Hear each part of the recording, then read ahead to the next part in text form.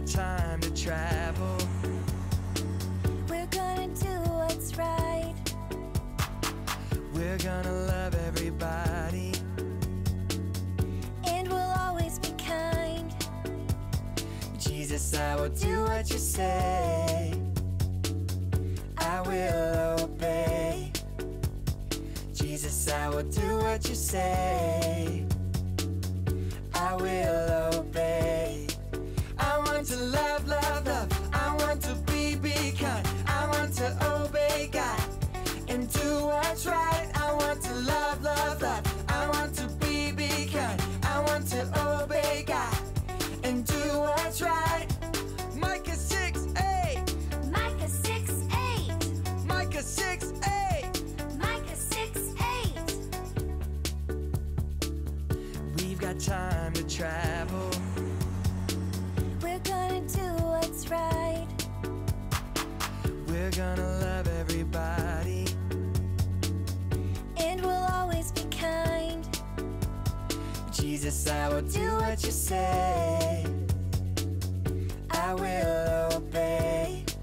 I want to love, love, love. I want to be kind. I want to obey God and do what's right. I want to love, love, love. I want to be kind. I want to obey God and do what's right.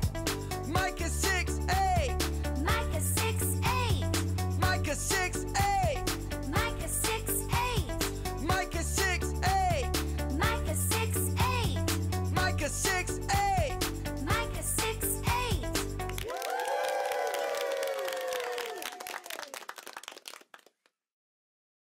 Hey C3 kids, JT here. I'm here to introduce our new series, Dr. Tock's Traveling Clock. And don't forget our mystery word, it always comes before tickety-tock. And make sure you send in your answers to Miss Elisa. We have great prizes and your name will be entered into a draw. Oh, look at that, time to go. No! But wait, how? The moon? The moon? We couldn't be any farther from the study. Oh, wait, how do we have helmets on already? Don't we get everything from the travel bag? We would not be able to breathe a second without them. So, they must have automatically prepared us for the moon. Wait a minute. You tried to leave me behind with the T-Rex. Right, that. Listen, you knew all along that I wanted to try to stop our parents from ever meeting. Yeah. But leaving you behind just became a good second chance. I know that we don't get along, Dakota, but Listen, I thought if I couldn't stop our parents from meeting, and then leaving you in the past didn't seem so bad because, listen, just let me get this off my chest, JT. That if I left you behind, you love to study history so much that it just wouldn't be that bad. What is it? You can't breathe? Oh, okay. I'll get us out of here. Just wait. I'll get you to safety. Come on. Whoa! Now I'll admit sending JT and Dakota to the moon was a little extreme, but they needed a real wake-up call.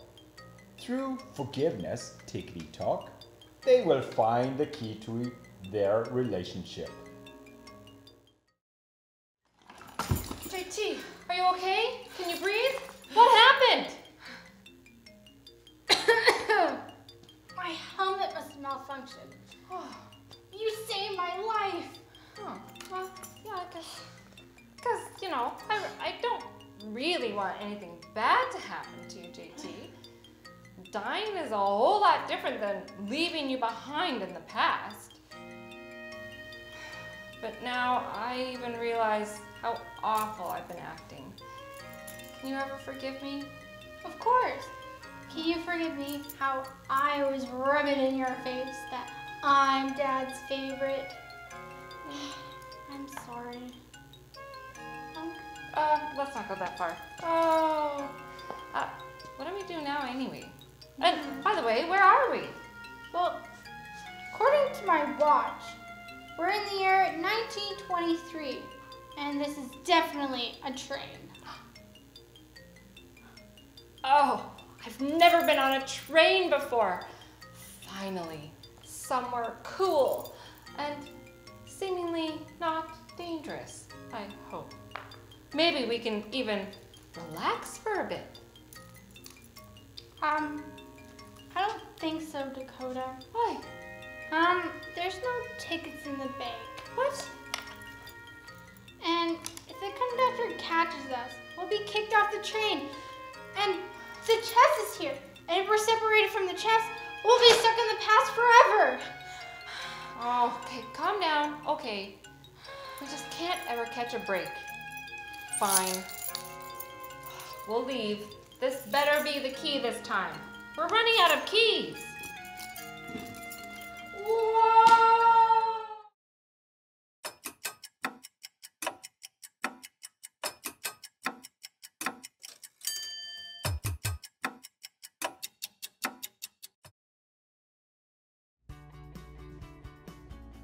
Everyone has someone they look up to. You know, if you could fast forward your life and be like someone, you would pick them. For me, it's my dude Bradley. He's been my small group leader since I can remember, and he's literally the best at treating other people the way God wants. Not only is he willing to listen to my every problem, but he's also willing to goof off with me when I'm bored. He encourages me and he cheers me on in soccer, but he also helps me when I need an attitude adjustment if we lose. He may not think what he's doing is that important, but I do. I kind of think that way about Joseph too. Joseph was the best at obeying God by the way he treated his brothers. Not only did he forgive them for something terrible they had done, but he moved each of their families to Egypt to live in the best part of the land with all the food they could eat. Not long after the move, Joseph's father, Jacob, died. His brothers were worried he would change his mind about them and try and get revenge for the way they had once treated him. They came up with a plan and decided to lie by sending a fake letter to Joseph from their father, asking him to forgive them for all they had done. They knew Joseph would want to honor their father and that he would want to forgive them. It's kind of like his brothers had amnesia or something, like they had forgotten how much Joseph had already done for them. Joseph saw his brothers soon after this and told them not to be afraid. He helped them see that even though they meant harm in everything they did, God used it for good and saved many people. Joseph had God's perspective on his life as he obeyed him. He knew that God had used each event, the good and the bad, to help him learn how to treat other people. His life is one we can all look up to, especially if we want to live in a way God tells us to. I'm hoping that as we grow up, there will be other people who will look up to us because of the way we obey God. My favorite book to read for story time is the Bible. This is a special story indeed because it is the story of a man who lived here in Egypt. His name is Joseph. Can you shout Joseph? Joseph! Yes! When Joseph was a boy, his brothers were not kind to him. They sold Joseph to traders who took him to live far away in Egypt. While he was there, Joseph had to work hard as a slave. He was even put in jail. Friends, this was not good at all. Let me hear all of you say, "Oh no!" Oh no! But wait, there's more to Joseph's story. Several years later, God told Joseph to store up grain because one day the fields would stop growing food. Joseph obeyed God, and now the people of Egypt had food when there was none in the land.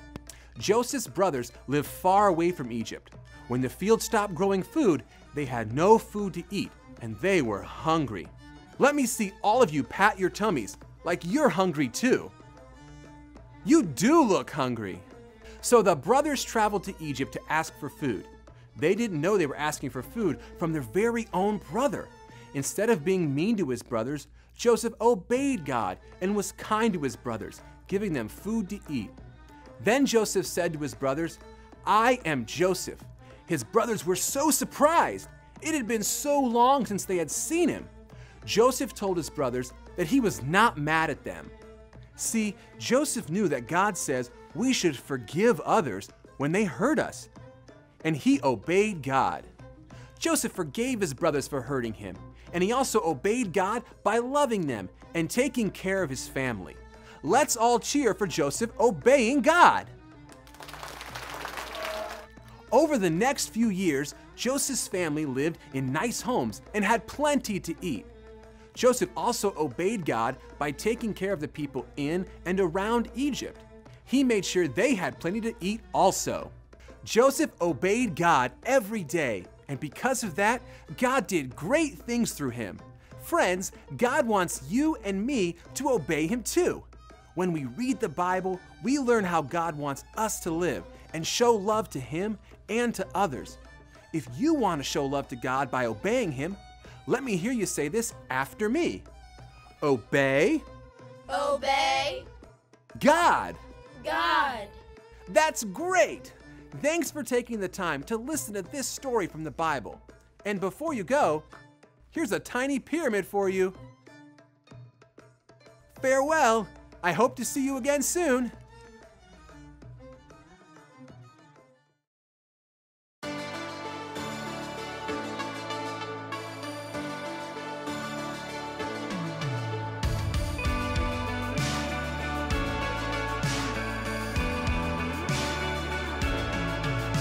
My God is so big, so strong and so mighty. There's nothing my God cannot do.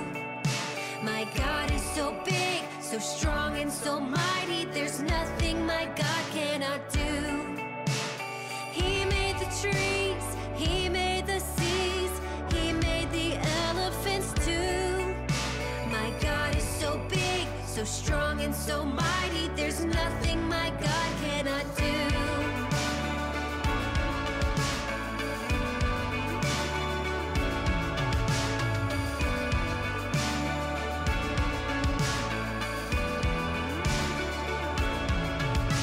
My God is so big, so strong and so mighty. There's nothing my God cannot do.